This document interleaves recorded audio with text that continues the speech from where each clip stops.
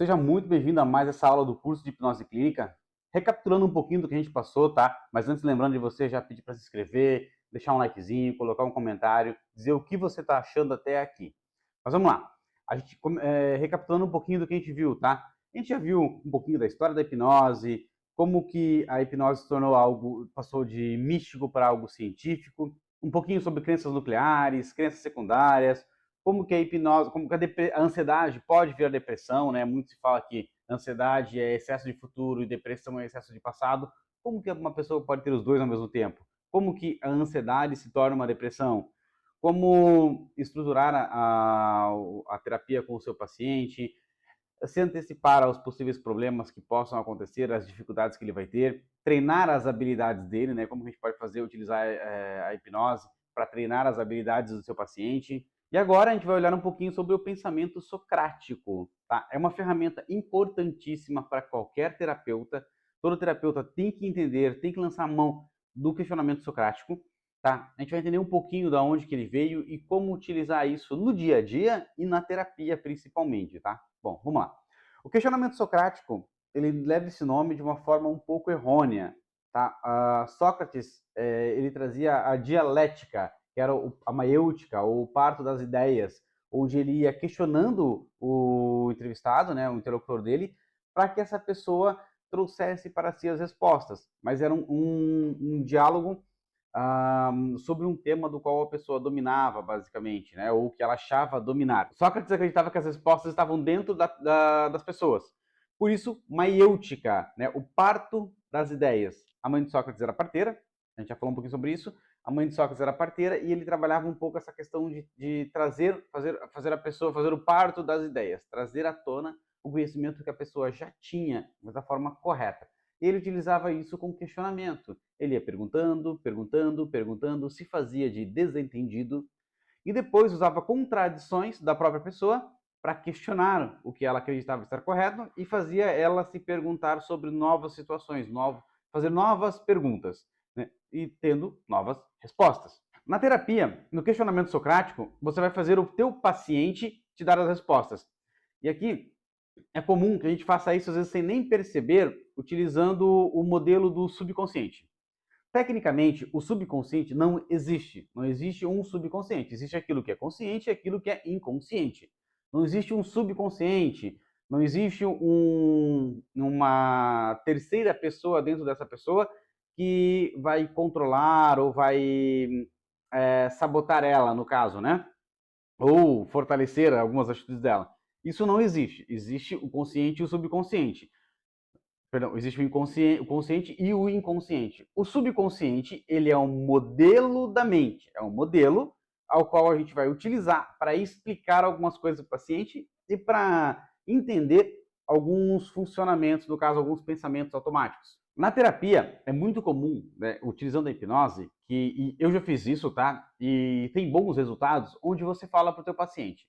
Você coloca ele num local seguro, e você fala que vai conversar com o inconsciente dele, com o subconsciente dele, no caso, né? Então você cria um local seguro, um local legal, um local gostoso para ele, coloca ele nesse local e a partir desse momento você vai você vai falar para ele: a partir de agora eu vou conversar apenas com o seu subconsciente enquanto você permanece nesse local. Subconsciente do João, você está aí? Você pode conversar comigo? A gente vai falar um pouquinho sobre isso, né? Então, e a pessoa começa a dar as respostas achando que ela não tem responsabilidade sobre as respostas. E isso é a despersonalização. A pessoa está se despersonalizando do problema, ela está olhando aquele problema de fora. O questionamento socrático faz exatamente isso. Tá? Então você pode fazer com hipnose ou sem hipnose, não tem problema. No questionamento socrático, a pessoa em transe ou não, você vai conversar com ela, você vai começar a perguntar para ela sobre os pensamentos automáticos, por exemplo. Você identificou, junto com o teu paciente, que ele tem pensamentos automáticos de que as pessoas estão falando sobre ele em determinado local. Esse paciente tem uma fobia social. Ele gosta de ir na igreja, ele gosta de ir no teatro, ele gosta de ir em vários locais onde tem várias pessoas, na empresa, na escola. Só que ele está sempre imaginando, o paciente está sempre imaginando que as pessoas estão falando dele, estão olhando para ele. Então você vai perguntar: o que te faz ter certeza disso? Né? O que te faz... Perguntas aqui, eu anotei algumas. Qual é a situação? A situação é essa. Ele vai dizer, eu vou na igreja e eu sei que as pessoas estão me olhando, estão falando de mim. O que te faz ter certeza de que as pessoas estão falando de você? E a pessoa vai responder. E você vai perguntando, ok, e se isso fosse verdade, qual a pior coisa que poderia acontecer? Ok, acontecendo isso, como que você poderia resolver isso? E você vai perguntando para o paciente. Questionamento socrático é exatamente isso. Você vai perguntando para o teu paciente para que ele dê as respostas.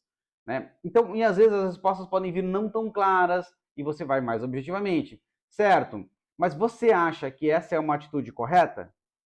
Você acha que essa atitude que você tomaria está correta? Ou essa atitude que você tomou está correta? Se olhando agora, você pudesse tomar outra atitude, qual seria essa outra atitude? E você vai fazendo o teu paciente te dar as respostas. E olha só que interessante. Vamos aqui agora ver isso com hipnose. Você hipnotizou a pessoa e ela trouxe uma situação onde ela teve uma crise de ansiedade. Você levou ela para aquela situação para ela assistir aquilo. Ela está se assistindo. Tá? Ela está vendo a crise de ansiedade. Ela está com você no ambiente controlado e está assistindo ela tendo uma crise de ansiedade em hipnose. E aí você pergunta para ela, ok, olhando para você agora, por que essa ansiedade aconteceu? Por que essa crise aconteceu? Ah, eu não sei. Ok, então vamos lembrar o que aconteceu. Me diga exatamente o que estava acontecendo, o que aconteceu quando você teve a crise de ansiedade, o que você estava sentindo, no que você estava pensando. A pessoa vai começar a descrever, não vai ser muito precisa, e você vai, isso, ok. Consegue mais detalhe? Exatamente o que estava acontecendo, exatamente o que estava passando na sua cabeça, naquele momento. Enfim, a pessoa vai trazer as informações e aí você já explicou para ela como funciona a ansiedade, que a ansiedade é um comportamento natural do corpo, né? Que ela não vai morrer apesar de ter aquela sensação de morte. Você já fez a psicoeducação sobre o transtorno e agora nós vamos explicar para ela, ensinar para ela como lidar com aquela situação. Isso pode ser feito através do questionamento socrático, você conversando com ela, ou através do questionamento socrático dentro da hipnose. Ela vendo a situação, ela vendo a cena, reassistindo a cena e respondendo o que ela poderia ter feito. Então, basicamente, a pessoa teve a crise de ansiedade no dia tal, no trabalho. E aí você vai perguntar para ela, João, aconteceu isso, o que aconteceu? O que você estava sentindo? Qual era o seu pensamento? Os pensamentos que você estava tendo? Eu estava assim, assim, assado, eu estava sentindo isso, eu estava me sentindo assim.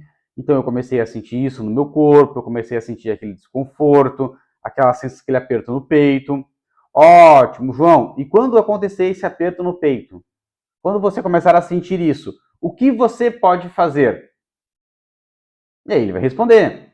Eu posso começar a fazer um exercício de respiração, eu posso começar a pensar que a crise de ansiedade vai acontecer ou não, mas eu posso tentar controlar ela, eu posso controlar ela. Eu posso mudar o meu foco. E aí ele vai trazer respostas baseado no que você já explicou para ele, no que você já ensinou para ele, nas ferramentas que você já ensinou. Ok. Mas perdeu o controle, não conseguiu se controlar e teve a crise. João, ali você está na crise. O que você poderia fazer para lidar com a situação agora? Eu vou fazer um exercício de respiração agora porque a crise já veio. Eu vou fazer um exercício de respiração, uma respiração quadrada, para interromper a crise. Ok. E depois de interromper a crise, o que você vai fazer? Né? E a pessoa vai te dando as respostas. Ela vai te dar as respostas. Ela vai dar as respostas baseadas no conhecimento dela. Mas a essa altura, você já muniu ela de conhecimento suficiente sobre a ansiedade, sobre o funcionamento da ansiedade, funcionamento fisiológico, sobre o funcionamento, como que ela vai reagir diante disso, né? Então ela já tem informações suficientes para ter um comportamento diferente e para te dar as respostas que você precisa e que ela precisa. Então aqui você está testando se ela já tem as respostas, e provavelmente ela vai ter, tá? Então, isso vale para qualquer situação, tá? A pessoa está enfrentando uma depressão e ela sente uma anedonia, que é aquela falta de vontade, ela já não tem mais vontade de fazer as coisas. Ela sente prazer fazendo algumas atividades, mas ela não tem vontade para fazer essas coisas, né? Então, nesse caso, você vai também aplicar o questionamento socrático, pode ser em hipnose ou não. A pessoa tem dificuldade em realizar alguma atividade, você está enfrentando muita dificuldade em conseguir fazer a terapia com ela. Nesse caso, tira a responsabilidade dela, né, para que ela tire esse peso, toda essa carga de cima dela, chama o subconsciente dela e conversa com o subconsciente. E você vai, usando o questionamento socrático, você vai conversar com o subconsciente, você vai fazer perguntas para o subconsciente. E o subconsciente vai, por que essa pessoa não consegue ser feliz? Porque ela não merece. E o subconsciente, né, da pessoa vai trazer essas respostas. Vai ser a pessoa trazendo respostas através do subconsciente dela. Então, vai trazer respostas como, ela não merece ser feliz. Ela só sofre, ela só se dá mal. Ela só é usada pelas pessoas. Essa pessoa merece ser infeliz mesmo, para aprender, para deixar de ser burra. Tá? Isso é a pessoa mesmo falando dela. E aí você vai com o questionamento socrático. Mas ela está feliz agora? Não. O subconsciente vai trazer. Não, mas pelo menos não tá se incomodando. Será mesmo que não está se incomodando? Subconsciente do João. Será que o João está feliz? E será que ele não está se incomodando o suficiente? Não, é melhor assim para ele se proteger. Mas ele está se protegendo do quê?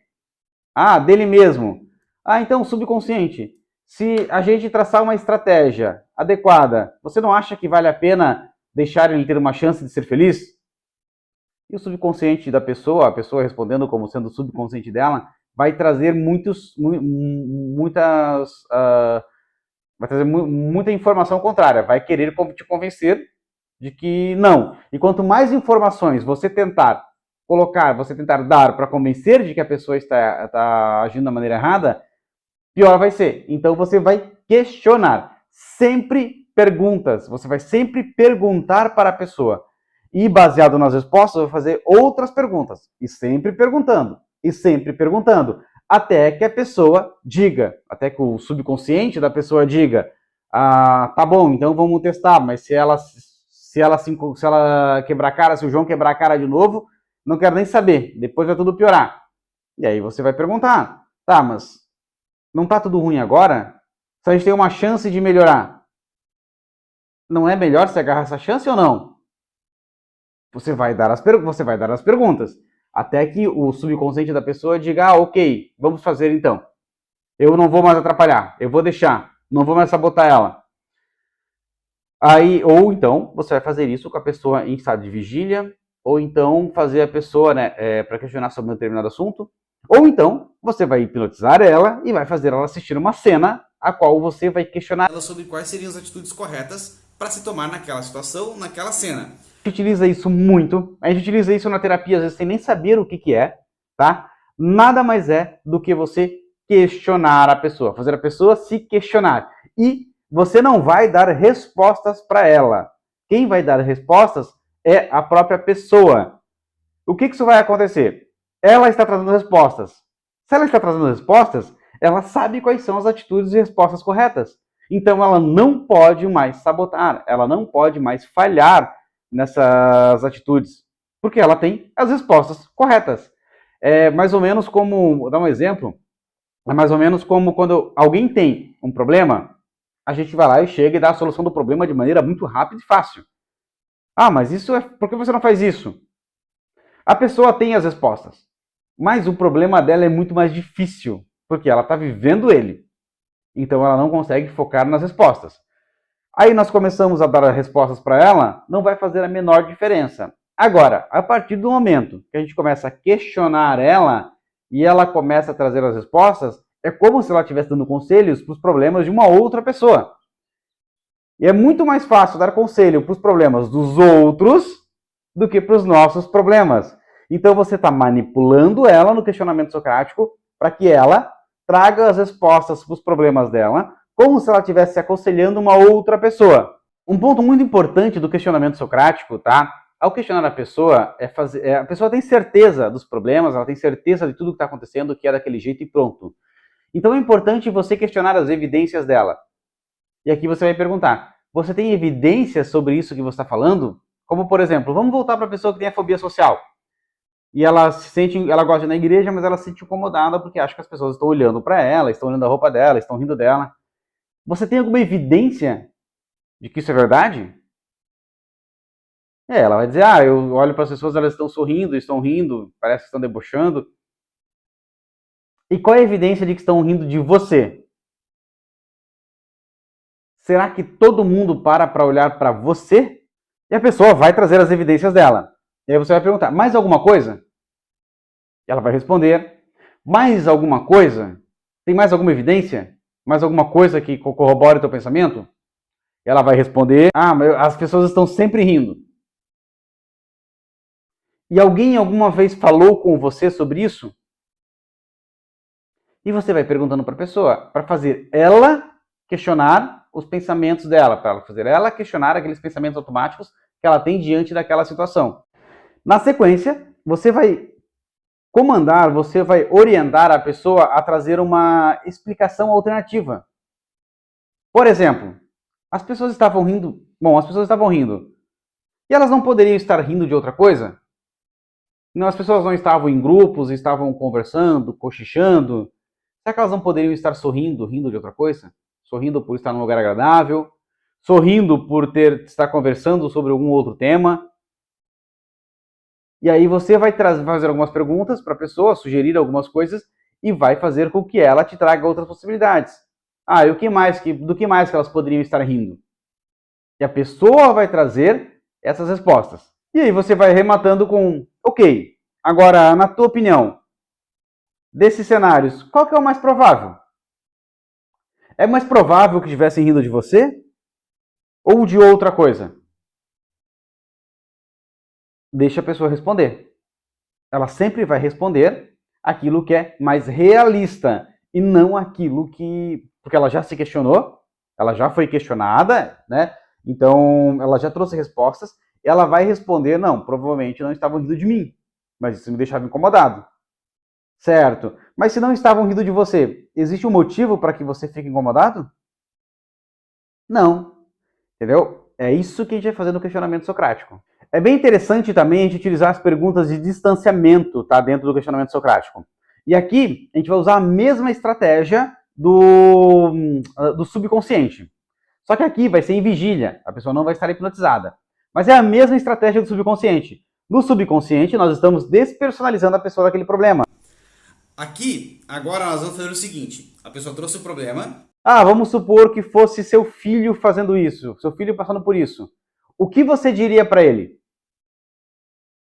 Tá? A pessoa, você está distanciando, tirando ela do problema. Ela está dando a solução para o problema dos outros, mas é o problema dela.